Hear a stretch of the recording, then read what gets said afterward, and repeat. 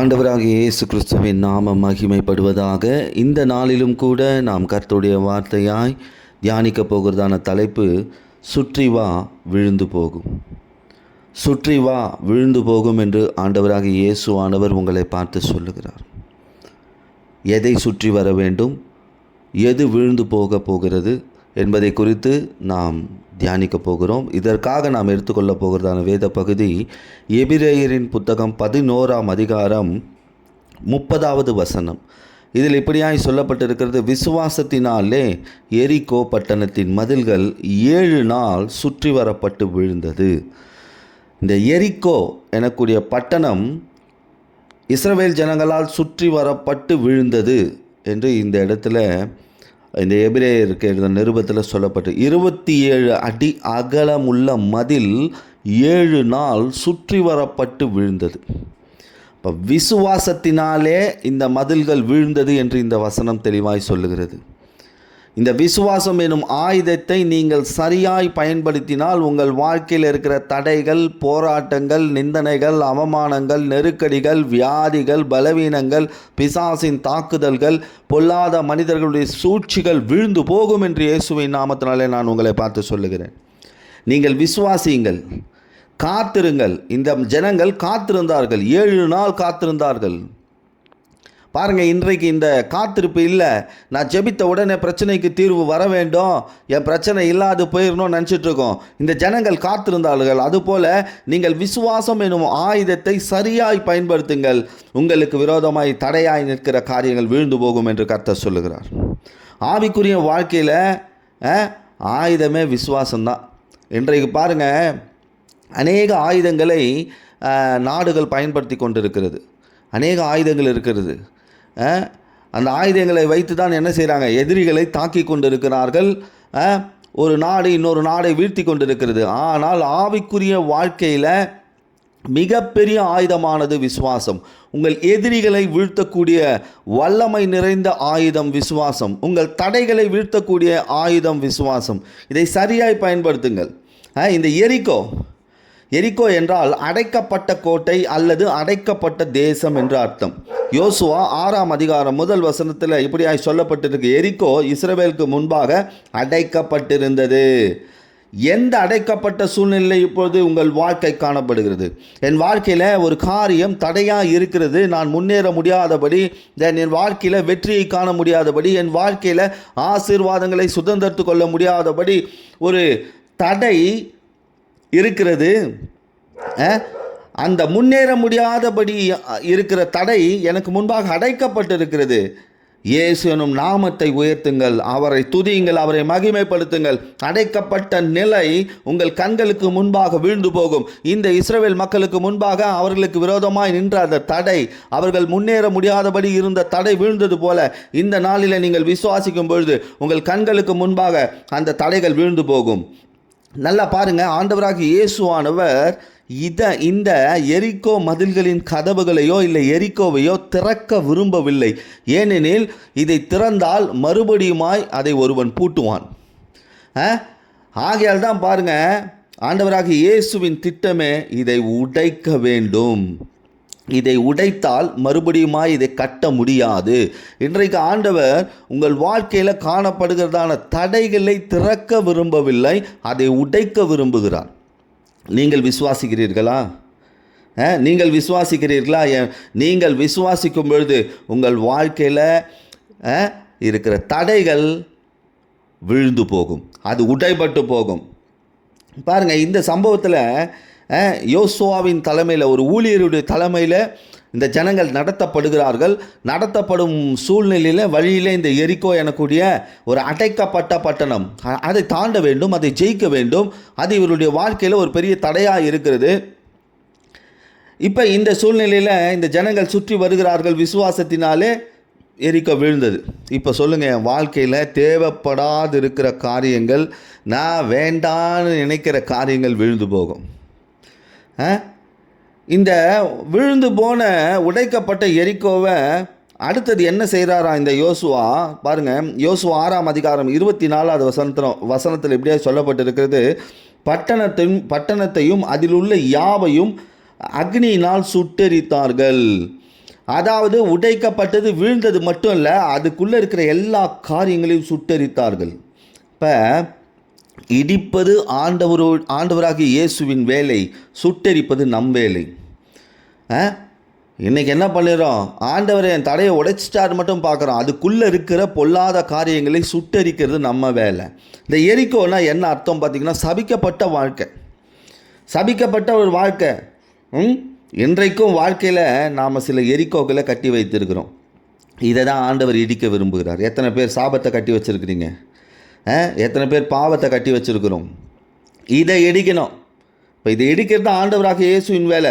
விசுவாசம் நமக்குள்ளே இருக்கும் பொழுது, அதே போல் துதி நமக்கு வெளியே இருக்கும் பொழுது, நமக்கு விரோதமாக வருகிற தடைகள், நமக்கு விரோதமாக எழுமை நிற்கிற எரிக்கோக்கள் விழுந்து போகும். அப்போ விசுவாசிக்கணும், வெளியே இயேசுவை உயர்த்தணும். உள்ளுக்குள்ளே விசுவாசம் இருக்கணும், வெளியே ஆண்டவரை உயர்த்துகிற காரியம் இருக்கணும். இந்த ஜனங்கள் விசுவாசத்தினாலே துதி செய்தார்கள். அவர்கள் துதி செய்ய தொடங்கின உடனே எரிக்கோ விழுந்தது. பாருங்கள், அதுபோல தான் ஆர்ப்பரித்தார்கள். அதுபோல் இயேசுவை உயர்த்தும் போது இந்த தடைகள் தானாக என்ன ஆகும்? விழுந்து போகும். அப்போ பாவம் சாபம் என் எரிக்கோ விழுந்து போகும். இன்றைக்கி சொல்லணும், என் வாழ்க்கைக்கு என் ஆசீர்வாதத்துக்கு தடையாக இருக்கிற பாவமும் சாபமும் இயேசுவின் நாமத்தினால விழுந்து போகும். சரி, இந்த எரிக்கோ விழுந்துருச்சு. இந்த எரிக்கோ எத்தனையோ பேரோட வாழ்க்கையில் ஏற்கனவே சாபம் விழுந்து போச்சு, பாவம் விழுந்து போச்சு, தரித்திரம் விழுந்து போச்சு, எல்லாம் விழுந்து போச்சு. ஆனால் ஒரு சிலர் என்ன பண்ணுறாங்க? மறுபடியுமாய் இதை கட்டிடுறாங்க. மறுபடியுமாய் சாபத்தை கட்டி எழுப்பி விடுகிறார்கள். மறுபடியுமாய் பாவத்தை கட்டி எழுப்பி விடுகிறார்கள். மறுபடியுமாய் தரித்திரத்தை கட்டி எழுப்பி விடுகிறார்கள். இந்த எரிக்கோவை சுட்டு எரித்த பிறகு யோசுவா சொன்ன ஒரு வார்த்தை பாருங்கள். இந்த ஊழியக்காரன் சொல்கிறான், யோசுவா 6ஆம் அதிகாரம் 26ஆம் வசனத்தை, எரிக்கோவை மறுபடியும் கட்டுகிறவன் சபிக்கப்பட்டவன் என்று சாபம் சொல்கிறான். கற்றவன் வாழ்க்கையில் மரணம் கூட நடக்கும்னு சொல்லி ஒரு சாபம் சொல்லிடுறான் இந்த ஊழியக்காரன். இந்த ஊழியக்காரன் அதாவது இனி பாவத்தையாவது சாபத்தையாவது பழைய வாழ்க்கையாவது பழைய சுபாவத்தையாவது இதை மறுபடியும் வாழ்க்கையில் கட்டக்கூடாது, கட்டி எழுப்பக்கூடாது. கட்டி எழுப்புனா நம்ம வாழ்க்கைக்கு நாமே தடையாயிடுறோம். இப்போ நிறைய பேர் பாருங்கள், ஏன் என் வாழ்க்கையில் தடைகள்? அந்த தடைகளை நாமே உண்டாக்கி விடக்கூடாது. ஆண்டவர் அதை உடைக்கிறார். நாம் மறுபடியும் அதை கட்டி எழுப்பக்கூடாது, எரிக்கோவை கட்டக்கூடாது. அப்படியே மீறி ஒருத்தன் கட்டினாங்க. அவன் வாழ்க்கை என்ன ஆச்சு தெரியுமா?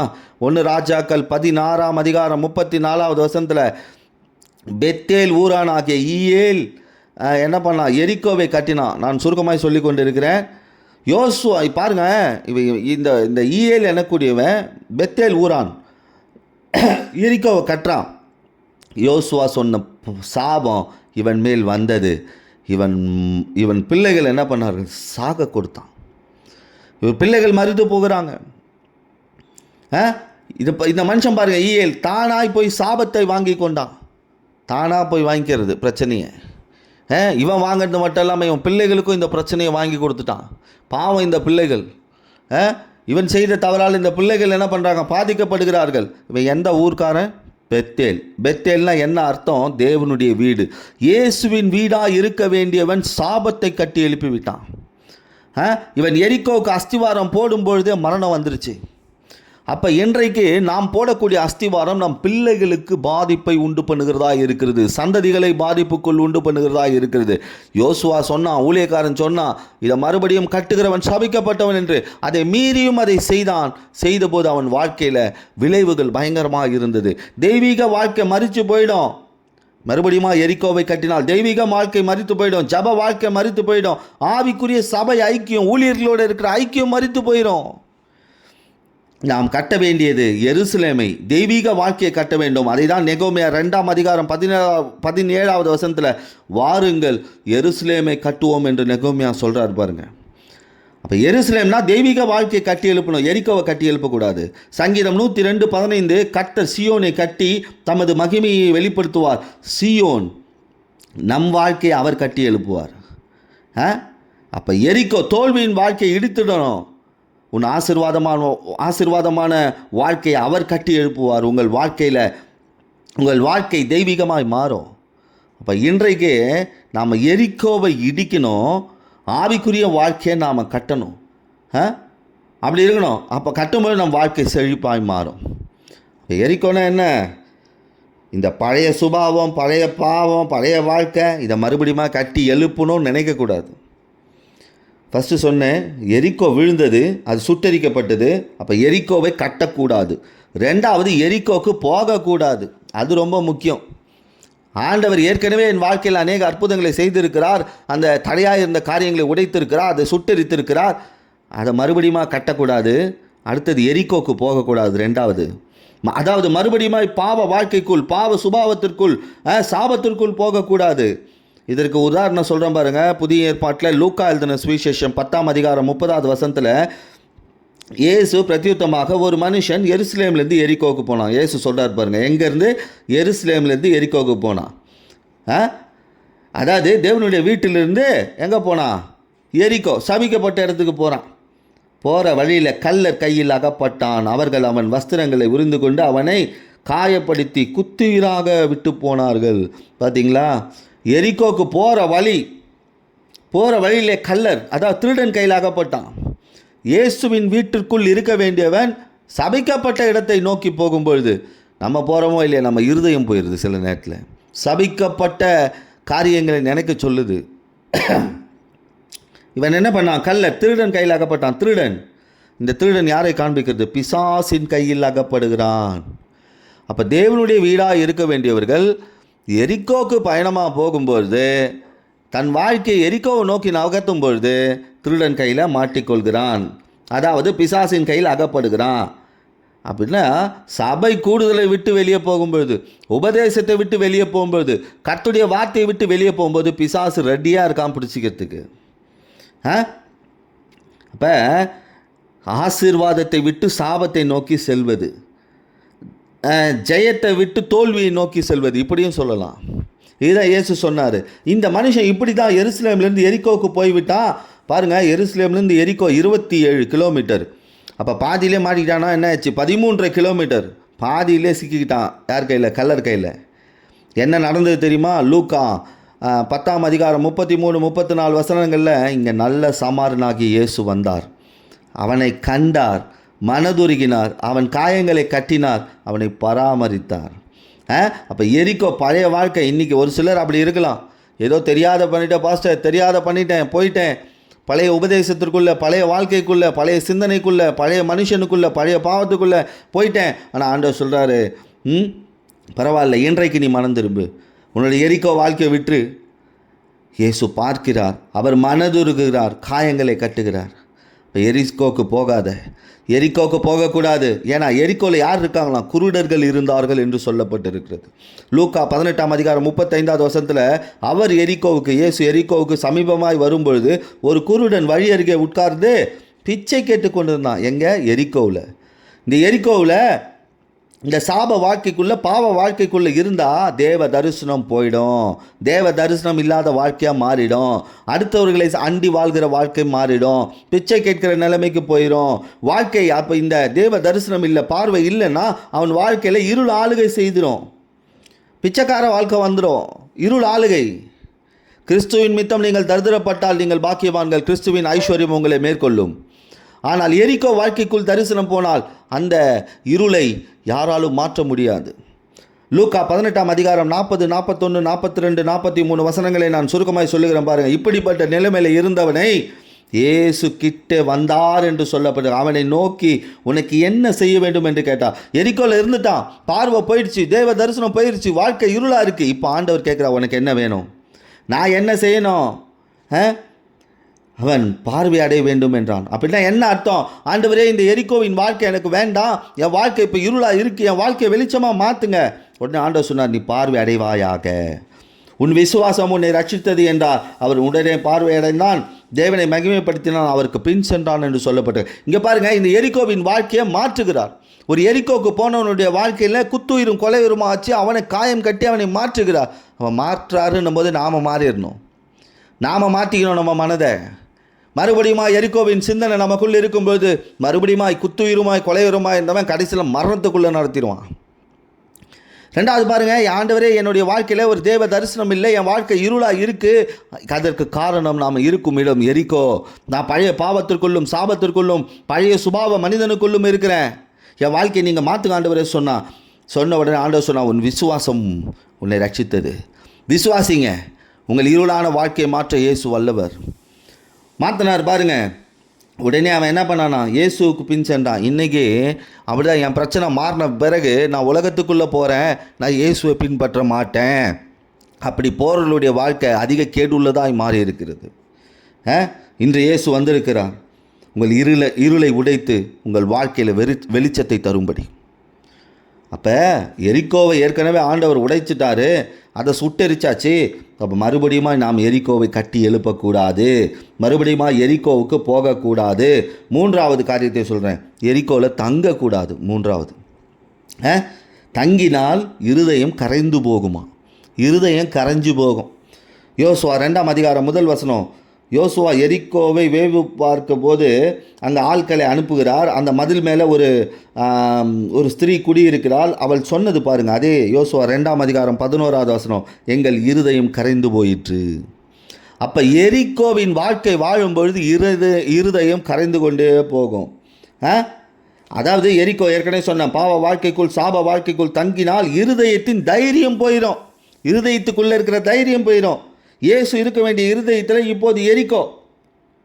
நம்ம இருதயத்தில் இயேசு இருக்கணும், அங்கே எரிக்கோ இருக்கக்கூடாது.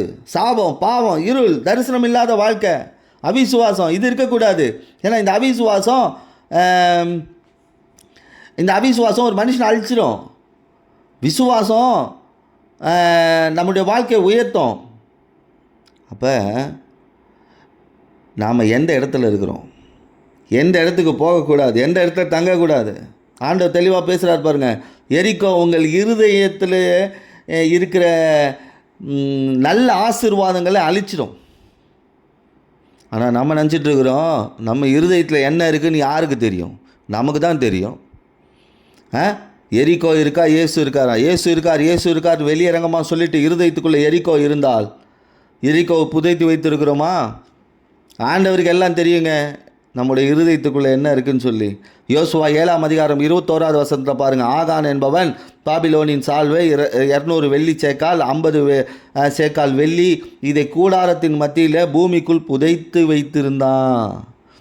பூமிக்குள்ளே இங்கேருந்து இந்த எரிக்கோலேருந்து எடுக்கப்பட்ட சில பணம், சில வெள்ளி, தங்கம் எல்லாத்தையும் பூமியில் தோண்டி புதைச்சி வச்சிட்டான். ஆனால் இது ஊழியக்காரனுக்கு தெரிஞ்சு போச்சு, ஆண்டவருக்கு தெரிஞ்சு போச்சு. அப்போ நம்முடைய இருதயங்களை எதை புதைத்து வைத்திருக்கிறோம்? எரிக்கோவையா அல்லது இயேசுவின் வார்த்தைகளையா? சாபத்தையா, பாவத்தையா, இருளையா அல்லது வெளிச்சத்தையா, தேவ மகிமையா? உங்கள் இருதயத்தின் ஆழத்தில் எது புதைந்திருக்கிறது? மனிதன் முகத்தை பார்க்கிறான், ஆண்டவரோ உள்ளத்தின் ஆழத்தை பார்க்கிறவராய் இருக்கிறார். பாவம் புதைந்திருக்கிறதா, சாபம் புதைந்திருக்கிறதா, இருள் புதைந்திருக்கிறதா? அதை இன்று இயேசுவிடத்தில் ஒப்பு கொடுங்க. இயேசுவே இன்று என் மத்தியில் இருக்கிற எரிக்கோவை நான் கட்டியிருந்தாலும் சரி, நான் எரிக்கோவில் தங்கி இருந்தாலும் சரி, எரிக்கோவில் நான் போகிற காரியமாக இருந்தாலும் சரி, அதை நீங்கள் தடுத்து விடுங்க ஆண்டவர். இன்றைக்கு ஆண்டவராக இயேசுவான் ஒரு எரிக்கோவை உடைக்க விரும்புகிறார். யாருக்காக? உங்களுக்காக. உங்கள் வாழ்க்கையில் எது எரிக்கோ? எது அடைக்கப்பட்டு இருக்கிறது? விசுவாசியுங்கள், அது உடைக்கப்படும், விழுந்து போகும். இயேசுவே என்று அவரை அண்டிக் கொள்ளுங்கள், இயேசுவே என்று அவருடைய நாமத்தை உயர்த்துங்கள், அவரை நோக்கி ஜெபியுங்கள், அவரை நோக்கி பாருங்கள். நிச்சயமாகவே உங்கள் வாழ்க்கையில் இருக்கிற எரிக்கோக்கள் உடைக்கப்படும். ஆனால் எரிக்கோக்கு போகாத, எரிக்கோவில் தங்காத, எரிக்கோவை குறித்து யோசிக்காத, மறுபடியும் எரிக்கோவை கட்டிவிடாத. விசுவாசிங்க, உங்கள் வாழ்க்கையில் உங்கள் முன்னேற்றத்துக்கு தடையாக காணப்படுகிற எரிக்கோ தானாக விழுந்து போகும். சபிக்கப்பட்ட வாழ்க்கை, பாவ வாழ்க்கை, தரித்திர வாழ்க்கை, வியாதியின் வாழ்க்கை, பிசாசினால் ஆளுகை செய்யப்பட்ட வாழ்க்கை விழுந்து போகும். மறுபடியும் எரிக்கோவை கட்டாத. கட்டினா என்ன நடக்கும்? தெய்வீக வாழ்க்கை, ஜப ஜீவியம், ஆவிக்குரிய ஐக்கியம், ஊழியர்களுடைய ஆலோசனை எல்லாம் மறித்து போகும். எரிக்கோக்கு போகாத. போனால் பிசாசு கையில் அகப்படுவேன், உன் ஆசீர்வாதங்கள் இழந்து போவேன், தெய்வீக தரிசனங்கள் இழந்து போகும், வாழ்க்கை இருளாக மாறும்.